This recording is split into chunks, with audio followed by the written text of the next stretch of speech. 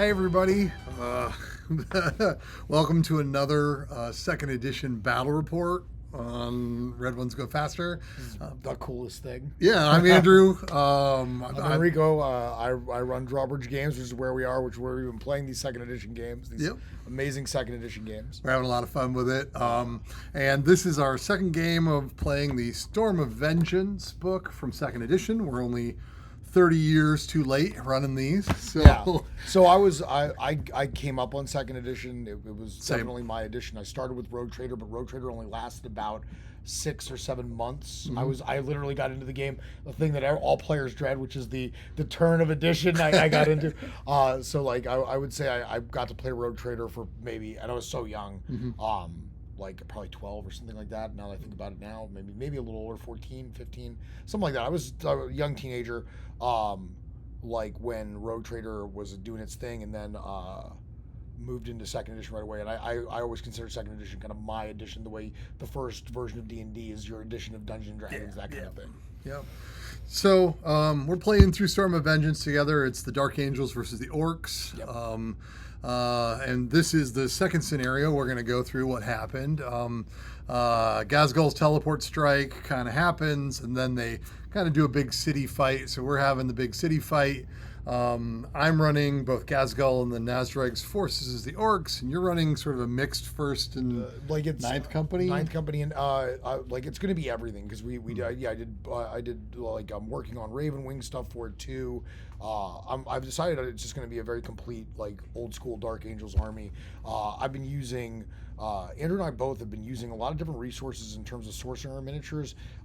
My primary source is definitely Horus Heresy. That was kind of the inspiration for me doing this, is the Mark 6s. Yeah. Because I love the Beak Marines, and they're obviously better now in terms of the new models. But I use a lot of old school models too, whenever I can find them, whenever they get traded in or anything like that.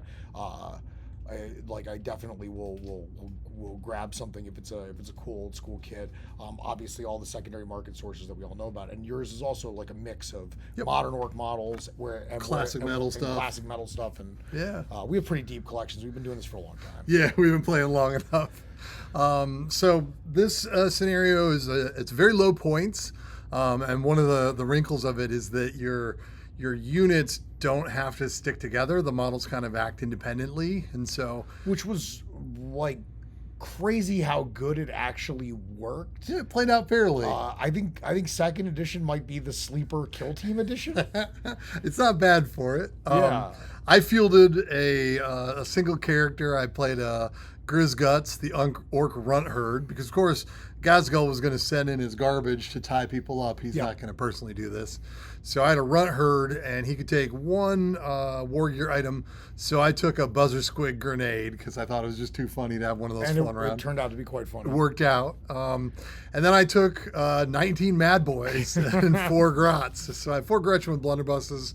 And then the cool thing about Mad Boys in second edition is that they can take all sorts of different weaponry. And so I had some with power swords, some with chain swords, 2 with hand flamers, 3 with crack grenades, because I had a feeling Enrico would take some Terminators. So maybe I'd have a shot at getting those. Spoiler alert, they didn't. No, they did. No crack grenade worked. Oh, no, but you did kill both the Terminators. Yeah, all my crack grenades failed miserably. And then just some bolt guns to cover. So obviously I had an interrogator chaplain who had definitely had something to prove. Yep. I had finally got the character model painted, the one you see in the original, in the first battle report's a mess, but finally got him finished. And he, in the storyline, he has something to prove anyway, because I lost the first scenario, and he really was, unfortunately, the guy who dropped the ball. He did drop the ball in the first game. Charging and then succeeding and not hitting at all. Yeah, losing to a Burner Boy. Yes, losing a combat to a Burner Boy. Surviving, but losing that combat.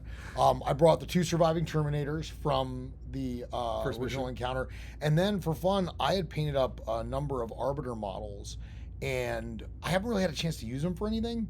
And I thought it would be fun to be like, oh, here's some of the city defense force, especially because we found that really cool 40k Battles book, which is a compilation of a bunch of old White Dwarf articles, which includes the Arbiter rules that actually make them not junk. Yeah. Like they become playable. Thanks to Executioner shotguns. You can put them on the table. Yeah. And this is the zoom in of the Buzzard Squig template that's going to come up. So the Orc deployment, I rolled Defender in the mission, and so I got to spread out all over. The Dark Angels are going to come in at one of these 6 different entrances. I didn't know which one, so I had to kind of spread out to cover things. Half of them were hidden, half of them were on Overwatch. That proved to do doodly squat. So it was near what like sounded useful on paper, and sometimes was, but didn't help so much. There's kind of a close-up of some of the Mad Boys doing their Mad Boy dancing. Enrico's forces came in at spot E, so they kind of came in this way. That was they also take their first that turn. was like a hidden thing. So in the same way, there's a lot of these in this version of the game, which are stuff that they've kind of gotten rid of. Whether you think it's to the detriment or to the obviously better for like competitive play, but for narrative play with people you trust, it's really fun. Secret deployment stuff is like really fun. Yeah, I didn't know which entrance he was coming in when I set up, and he didn't know what my setup Yes. would be. Yeah, so it was great. So he came I had to, that's important to point out. I had to pick the deployment zone before you set up the models. Yep. Yeah. He recorded it. I set up the models not knowing he was coming. And then I go, I'm coming in here and hopefully it'll work out. And with a portent of things to come, the RBTs and Space Marines were pretty lethal with their shooting. I lost some initial dudes when he came onto the board in that first turn. There's his models kind of coming in. A couple were up on this building here. Yeah, they climbed up. Yep, but that's kind of the core of his force there. I love your paint scheme. It looks great. So. Yeah, classic Deathwing. Like we talked about it. I think this has been a really good. It's been a fun one for painting projects. Yeah. I did sponge painting on the Terminators, which is a new thing. I wanted to try it out using makeup sponges. Something I saw on the internet. Yeah. On my turn, this is the Orks movement. So everybody starts going to the spot where the Marines are, except for the ones that are green are the bolter ones, and so a lot of them are kind of biding their time or trying to shoot from far away. One of the bolter ones managed to kill one of the Arbites with a bolter, and I chucked a Buzzer Squig and it missed and it scattered, but it was hungry and so sitting around in his back zone, and it's going to come up in a bit. I managed to get my first of the 2 hand flamers into position. I just wanted to show off the cute hand flamer template, and they would prove to be like one of the they are pervasively and annoying, because the thing about the chance of being caught on fire in 2nd edition is always in some ways eliminates a model regardless of whether you kill it or not. Yeah, my flamers were much more effective in our first game, but these were here. Yeah. Yep. There definitely was a scary moment where it could have cost me the game. Yeah. And that was the thing. Both these games were very dicey, down to the wire games. And I managed to kill one guy with a hand flamer, so I'll take it. Yeah. One of the Arbites suffered. Yeah, and a Terminator was out of commission for a turn and a half. He didn't ignore the... Or not the Terminator. Maybe it was the Interrogator Chaplain. Somebody had to run around for a second. That was last game. That was the Dark Angel last game, who was on fire the whole rest of the game. Yep. Yeah, which was very funny.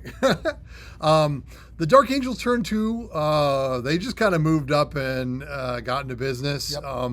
Again, letting their shooting handle things. So taking out what Orks they could see as they moved up and into the sort of the middle position, trusting in their better armor. Yeah, the Terminator armor and the main core, which was the 2 Terminators and the Interrogator Chaplain.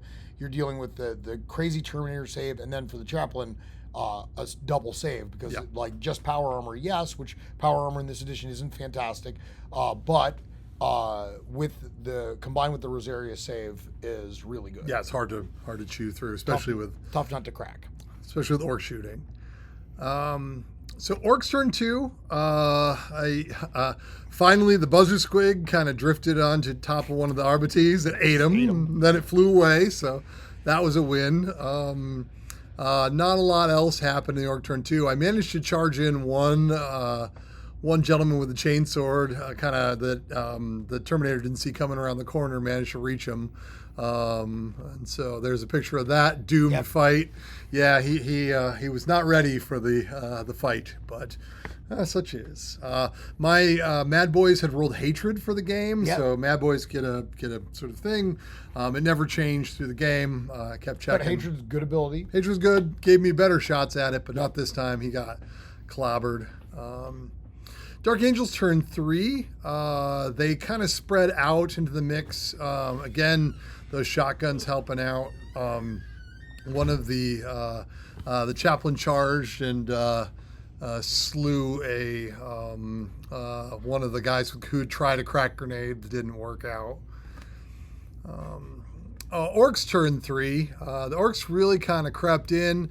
I had a charge, finally managed to finish off the last of the Arbites, and so it was just down to the Space Marines at that point. Here he is. Power sorted. Yeah, power sorted Ork. Only the Mad Boys carry power swords, because who'd be stupid enough to let an Ork carry a power sword other than the Mad Boys? So Dark Angels turn 4.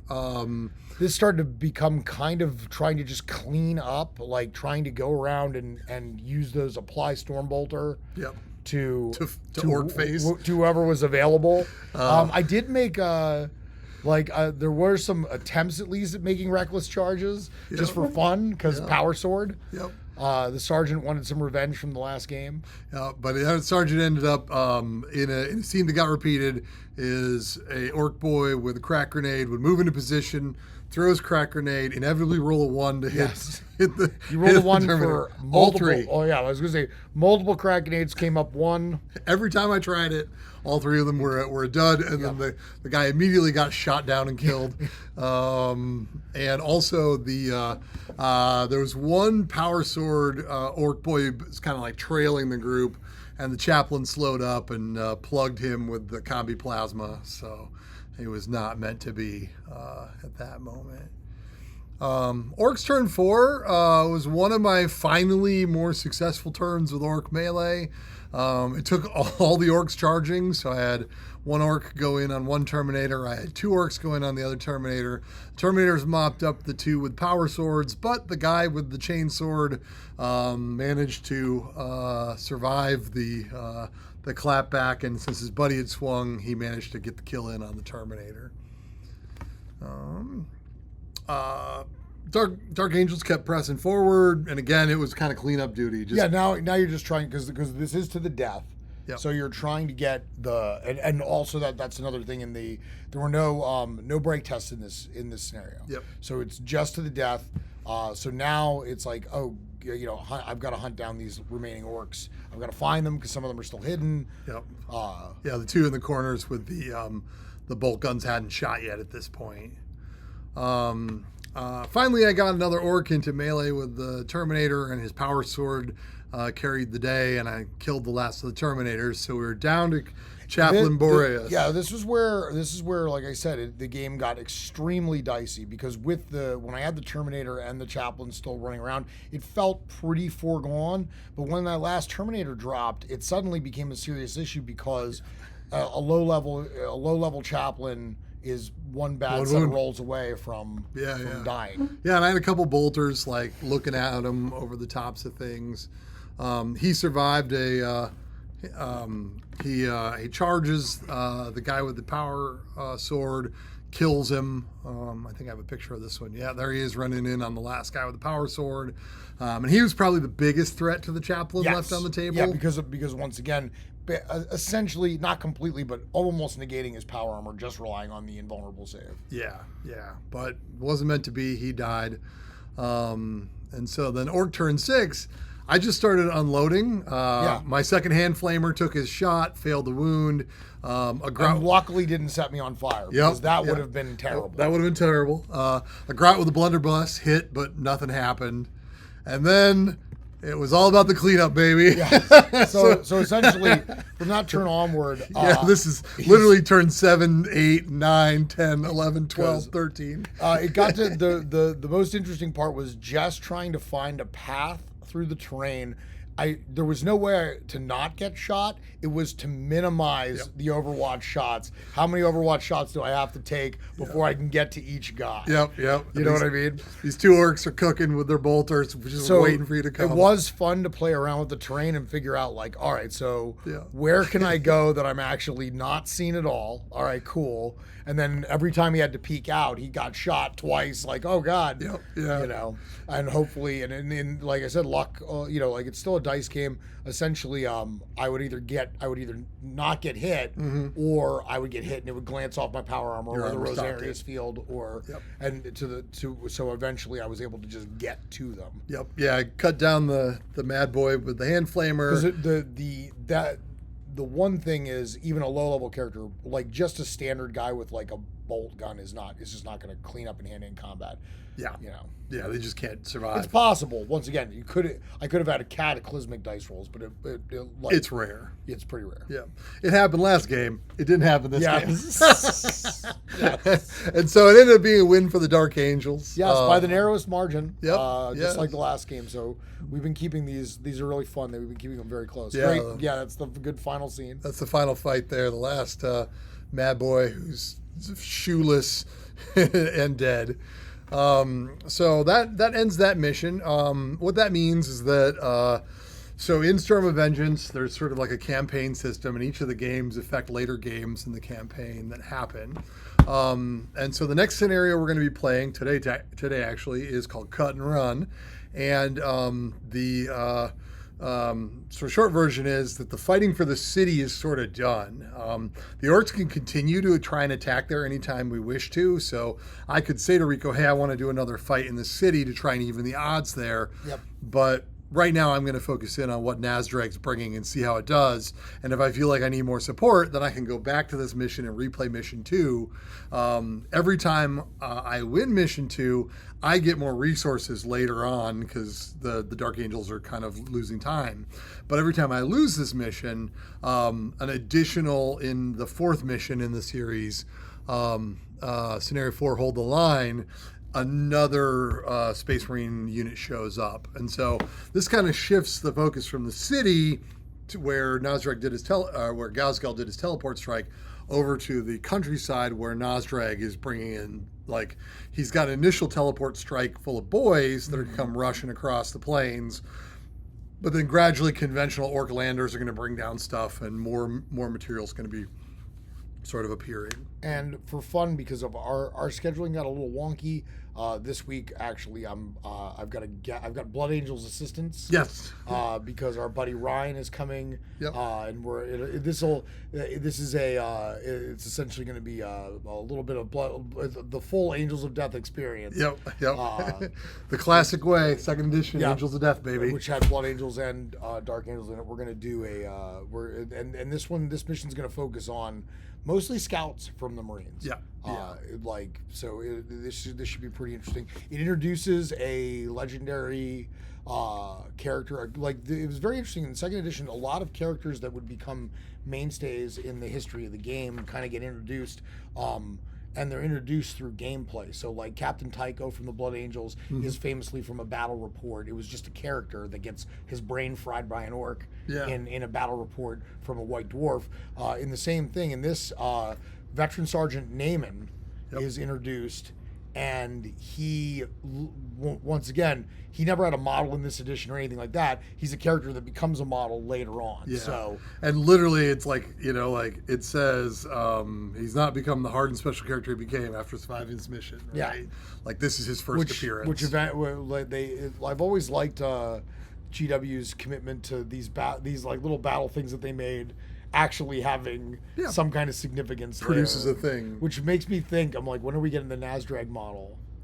Well, I have a Nazdrag conversion that I'm working on, so he'll be showing up soon. So, well, thanks for joining us for this recap of another game of Storm of Vengeance from 2nd edition here at Drawbridge Games. See you guys. Bye.